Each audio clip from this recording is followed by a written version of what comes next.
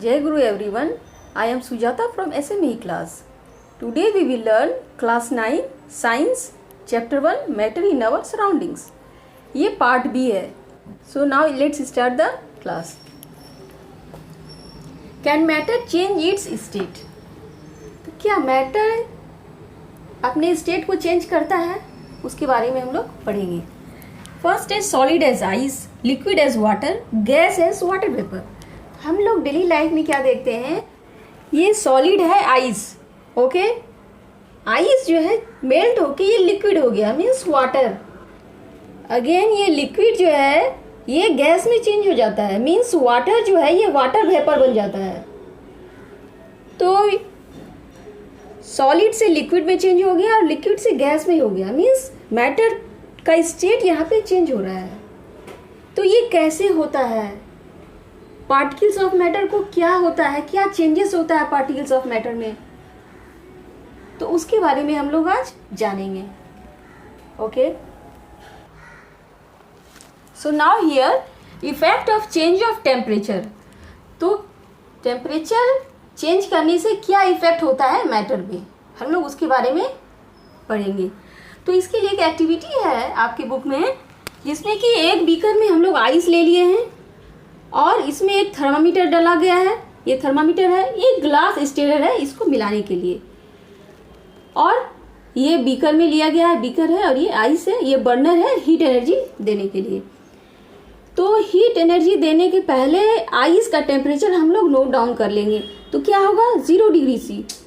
अब हम लोग हीट सप्लाई करते हैं, हीट एनर्जी देते हैं, तो क्या होता है, उस टाइम के बाद ये आइस जो है मेल्ट हो जाता है और क्या हो जाता है, ये लिक्विड में चेंज हो जाता है.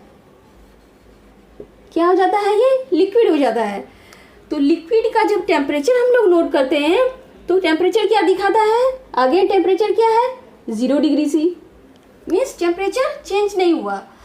तो ये जो हीट एनर्जी हम लोग दे रहे हैं, तो ये हीट एनर्जी गया कहाँ पे, टेम्परेचर तो हम लोग का सेम है, तो हीट एनर्जी कहाँ गया, तो ये आइस का ये पार्टिकल्स है. जब हीट एनर्जी देते हैं तो ये पार्टिकल्स क्या होता है, इस दोनों के बीच में फोर्स ऑफ अट्रैक्शन है, ये फोर्स ऑफ अट्रैक्शन डिक्रीज हो जाता है, और डिक्रीज होने के बाद ये थोड़ा सा फ्री हो जाते हैं, मीन्स लिक्विड स्टेट में चेंज हो जाता है. हीट एनर्जी यूज किया गया है फोर्स ऑफ अट्रैक्शन को डिक्रीज करने के लिए. It is also considered that heat energy is taken by the container. जो कंटेनर है वो हीट एनर्जी ले लेता है. कुछ टर्म्स है हम लोग देख लेते हैं. Melting point, the temperature at which a solid melts to become a liquid at atmospheric pressure is called melting point. तो टेम्परेचर जिसपे कि सॉलिड लिक्विड स्टेट में चेंज हो जाए at atmospheric pressure, pressure atmospheric होना चाहिए, प्रेशर में कोई चेंज नहीं होना चाहिए, तो हम लोग कहते हैं मेल्टिंग पॉइंट. अब मेल्टिंग पॉइंट ऑफ आइस क्या है, 273.16 डिग्री केल्विन. तो ये जो K है, ये K जो है ऐसा यूनिट ऑफ टेम्परेचर है. ओके, अब है K का फॉर्मूला है K is equal to C plus 273. ये सेल्सियस और केल्विन का रिलेशन है. अगर सेल्सियस का वैल्यू दिया गया है तो केल्विन निकाल सकते हैं, और केल्विन का अगर वैल्यू दिया गया है तो सेल्सियस निकाल सकते हैं इस इक्वेशन से. और 0 डिग्री से इक्वल टू 273 केल्विन होता है, means melting point of ice हम लोग लिख सकते हैं क्या है, 0 डिग्री सी. अगेन है fusion, the change of solid into liquid state. जब सॉलिड लिक्विड में चेंज हो जाए तो उसे हम लोग फ्यूजन भी कहते हैं. Okay, the latent heat of fusion, the amount of heat energy required to change 1 kg of solid into liquid at atmospheric pressure at its melting point is called the latent heat of fusion. जितना heat energy require करता है solid से liquid change होने में, उसे हम लोग कहते हैं लेटेंट हीट ऑफ फ्यूजन. सो यहाँ पे हम लोग क्या देखें, आइस को जब हम लोग हीट एनर्जी सप्लाई की तो वो लिक्विड में चेंज हो गया, और टेम्परेचर आइस का भी 0 डिग्री सी था और लिक्विड का भी 0 डिग्री सी है. अगेन हम लोग और हीट एनर्जी दे रहे हैं, तो क्या हो रहा है, ये वाटर में चेंज हो गया आइस, और क्या हो रहा है, हीट एनर्जी दे रहे हैं तो क्या हो रहा है, हीट एनर्जी के कारण वेपर बनना शुरू हो गया, मीन्स स्टीम हो रहा है, बन रहा है. अगेन हम लोग टेम्परेचर नोट डाउन करते हैं थर्मामीटर से. तो क्या देख रहे हैं लिक्विड का टेम्परेचर? लिक्विड का टेम्परेचर है 100 डिग्री सी। 100 डिग्री सी हो गया, वाटर स्टार्ट्स टू बॉयल। कुछ देर के बाद क्या हो रहा है, वाटर बॉयल होते होते वो स्टीम बनने लगा, मीन्स गैस बनने लगा। फिर भी टेम्परेचर कितना है, 100 डिग्री सी। टेम्परेचर में कोई चेंज नहीं है। तो ये जो टेम्परेचर है, हीट हम लोग जो दे रहे हैं, ये हीट गया कहाँ? तो heat energy is used in decreasing the force of attraction between particles. ये दोनों पार्टिकल्स के बीच में जो फोर्स ऑफ अट्रैक्शन है, हीट एनर्जी से फोर्स ऑफ अट्रैक्शन धीरे धीरे कम हो गया और लास्ट में क्या हो गया, फोर्स ऑफ अट्रैक्शन से फ्री हो गया particles. Particles are free to move here and there. Particles इधर उधर कहीं भी रैंडमली मूव कर रहे हैं क्योंकि फोर्स ऑफ अट्रैक्शन निग्लिजिबल है, कम हो गया है। सो कुछ इंपॉर्टेंट टर्म्स है, देख लेते हैं।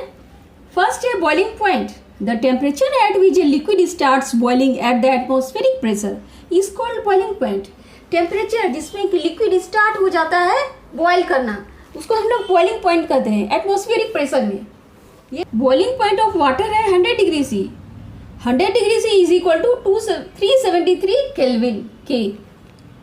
नेक्स्ट टर्म है latent heat of vaporisation. The amount of heat required to change 1 kg liquid to its gaseous state is called latent heat of vaporisation. तो जितना हीट एनर्जी रिक्वायर करता है 1 kg of liquid to gas state में change करने के लिए, उसे हम लोग लेटेंट हीट ऑफ वेपराइजेशन कहते हैं। अगेन यहाँ पे है सॉलिड स्टेट को हीट देते हैं तो लिक्विड स्टेट में चेंज होता है। लिक्विड स्टेट में अगर हीट देते हैं ज़्यादा तो फिर गैसियस स्टेट में ये चेंज हो जाता है। फिर रिवर्स प्रोसेस है, अगर गैस को बहुत ज़्यादा कूल करते हैं तो वो लिक्विड बन जाता है। लिक्विड को बहुत ज़्यादा अगर हम लोग कूल करते हैं तो सॉलिड हो जाता है।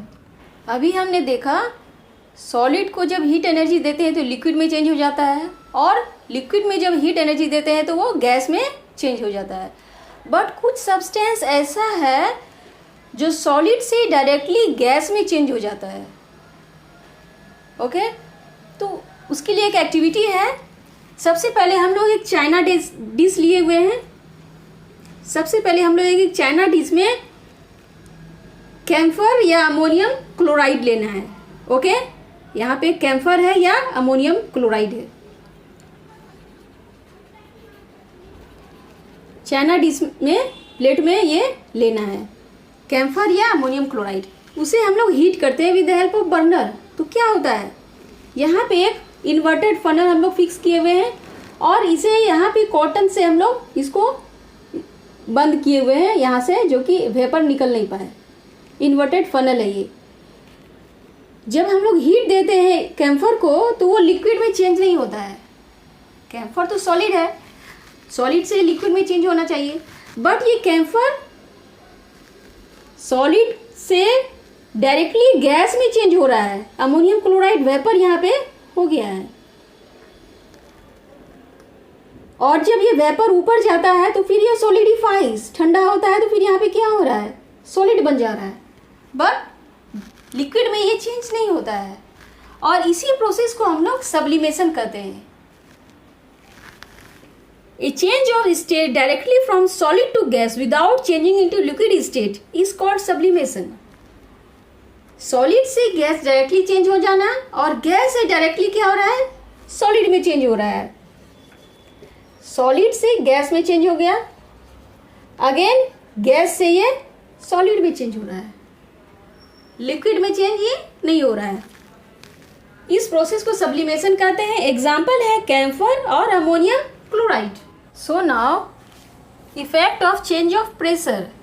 तो मैटर में प्रेशर चेंज करने से क्या इफेक्ट होता है, हम लोग उसके बारे में जानेंगे। तो इसके लिए एक्टिविटी है, सबसे पहले एक सिलेंडर लिया गया है और ये पिस्टन से अटैच किया गया है। सिलेंडर है, पिस्टन है, सिलेंडर है, पिस्टन है।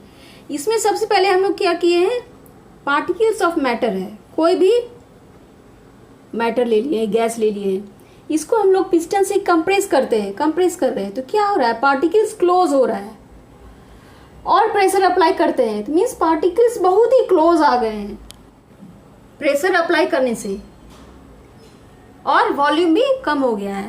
तो इसका यूज होता है लिक्विफाइड पेट्रोलियम गैस जो हम लोग कुकिंग करते हैं उसमें, कंप्रेस्ड नेचुरल गैस जो नेचुरल गैस को कंप्रेस किया जाता है फिर हम लोग यूज़ करते हैं व्हीकल्स में, ये सब में इसका यूज़ होता है।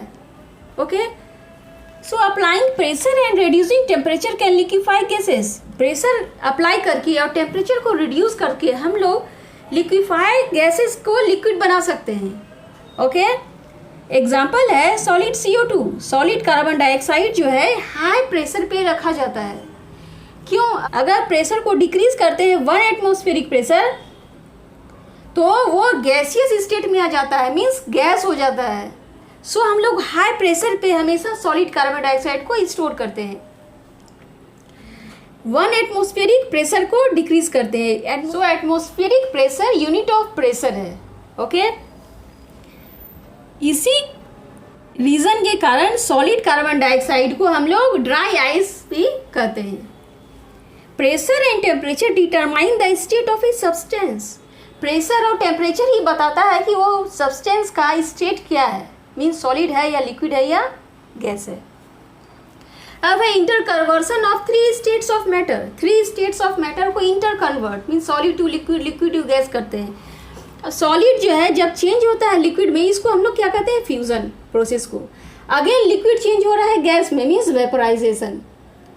अगेन क्या हो रहा है? गैस को कूल करते हैं तो क्या हो रहा है? Liquid means condensation.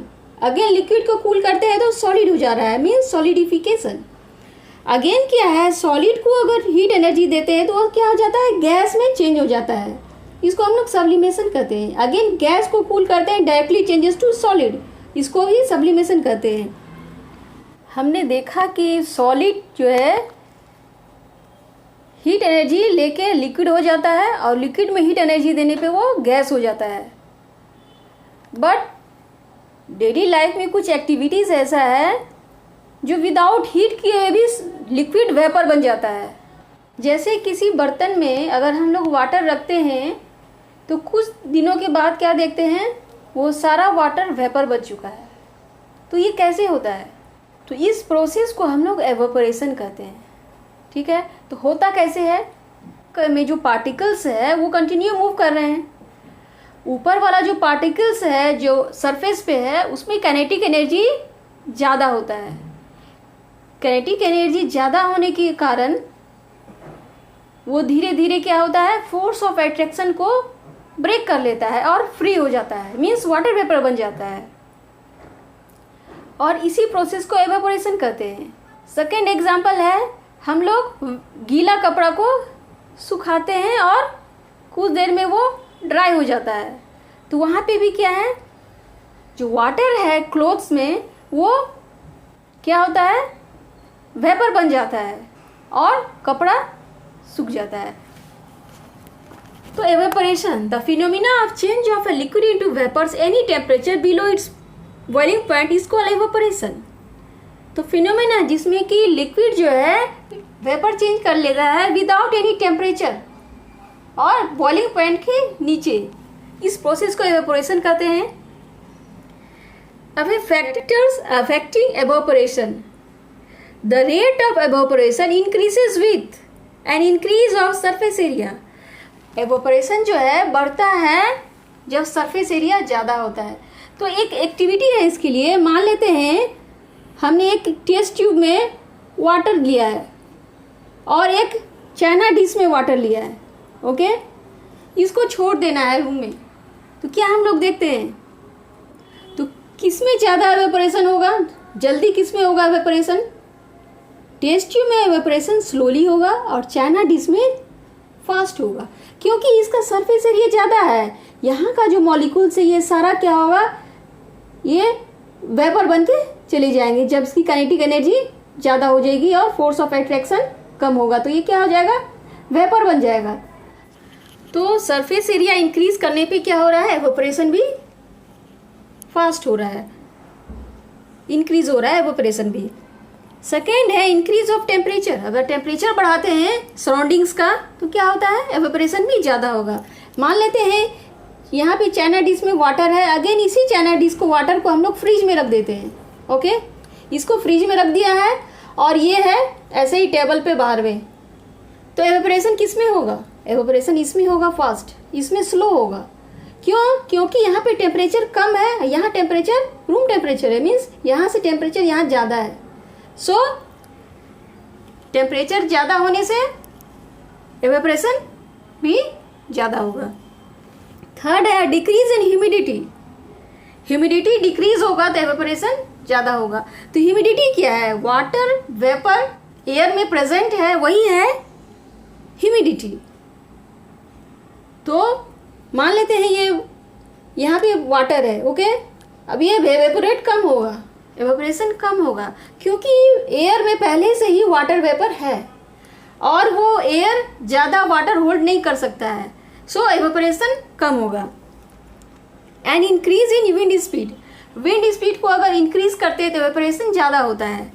मान लेते हैं यहाँ पे ये वाटर है और विंडी डे है, तो क्या होता है, ये ऊपर वाला जो है अपर लेयर में जो है पार्टिकल्स जो है ये एवोपरेट होगा फास्ट, क्योंकि विंड जो है इसे मूव कर लेते हैं अपर लेयर ऑफ पार्टिकल्स को, अपर लेयर ऑफ मॉलिक्यूल्स को। तो इंक्रीज इन विंड स्पीड होने से एवेपोरेशन भी इंक्रीज होता है। ओके, आई होप आपको ये चैप्टर इंटरेस्टिंग लग रहा होगा। अगर अच्छा लगे तो फ्रेंड्स को शेयर करें, चैनल को सब्सक्राइब करें फर्दर नोटिफिकेशन के लिए। How does evaporation causes cooling. Evaporation से कूलिंग कैसे होता है? तो इसके लिए मान लेते हैं एक ओपन वेसल है, इसमें वाटर है, ये वाटर वेपर बन रहा है। तो ये वाटर वेपर बन जाता है तो ये जो पार्टिकल्स है लॉस हो जाता है एनर्जी। तो ये एनर्जी को गेन करने के लिए सराउंडिंग से हीट एनर्जी ले लेते हैं। तो सराउंडिंग से हीट एनर्जी लेने से क्या होता है, सराउंडिंग्स जो है वो कूल हो जाता है। अब है कि हम लोग के हाथ में अगर नेल पॉलिश रिमूवर या एसीटोन गिर जाए तो हम लोग का हाथ हथेली जो है ठंडा लगता है, क्योंकि वो जो एसीटोन है वो हीट एनर्जी हम लोग के बॉडी से और सराउंडिंग से लेके वो वेपराइज करता है, और इसीलिए हम लोग का जो पाम है वो कूल लगता है। अब है कि हॉट सनी डे में पीपल लोग पानी डालते हैं अपने रूफ पे, घर के रूफ पे वाटर डालते हैं, इससे घर जो है वो कूल होता है, क्योंकि वो जो वाटर जो है वेपराइज करता है, वहाँ का हीट एनर्जी लेता है रूफ का और सराउंडिंग्स का, इस दोनों को हीट एनर्जी लेके वो वेपर बन जाता है और वहाँ पे सराउंडिंग्स भी और रूफ भी कूल हो जाता है। क्वेश्चन है आपकी बुक में कि समर में कॉटन क्लॉथ्स क्यों पहनना चाहिए। तो कॉटन क्लॉथ्स पहनने से क्या होता है, हम लोग का जो स्वेट है वो एब्जॉर्ब कर लेता है। कॉटन क्लॉथ्स में कैपेसिटी है वो एब्जॉर्प्शन का, तो स्वेट को ऑब्जर्व कर लेता है, एब्जॉर्ब करने पे वो वेपराइज करता है उस वाटर को। तो वेपरेशन के लिए हीट एनर्जी बॉडी से लेता है और सराउंडिंग से लेता है, तो हम लोग का बॉडी कूल हो जाता है। अनदर एग्जांपल है, अगर एक ठंडा बोतल है, ठंडा पानी है उसमें, अगर हम लोग फ्रिज से बाहर निकालते हैं तो थोड़ी देर के बाद बॉटल के बाहर वाटर ड्रॉपलेट्स दिखाई देता है। तो वाटर ड्रॉपलेट्स क्यों होता है, एयर का जो वाटर वेपर है जब बॉटल के कांटेक्ट में आता है तो वो लिक्विड हो जाता है, मीन्स एयर का जो वाटर वेपर है वो ठंडा बॉटल के कांटेक्ट में आने पे एनर्जी को लूज़ करता है और वो वाटर ड्रॉपलेट्स बन जाता है। ओके, आपकी बुक में दिया हुआ है, हमने 3 स्टेट्स ऑफ मैटर पढ़ा है, solid, liquid and gas, but आपके बुक में 4th स्टेट ऑफ मैटर और 5th स्टेट ऑफ मैटर भी दिया गया है। तो 4th स्टेट ऑफ मैटर क्या है, प्लाज्मा। प्लाज्मा है आयोनाइज्ड गैस, इसमें पार्टिकल्स आयोनाइज्ड गैस के फॉर्म में रहते हैं। 5th स्टेट ऑफ मैटर है Bose Einstein condensate. Bose Einstein condensate में पार्टिकल्स को बहुत लो टेम्परेचर पे कूल किया जाता है। ओके, तो प्लाज्मा और बोस आइंस्टाइन कंडेंसेट सिर्फ इंट्रोडक्शन आप लोग को जानना है। सो ये चैप्टर कंप्लीट हो गया है। मिलते हैं नेक्स्ट वीडियो में। Till then take care, bye bye, जय गुरु।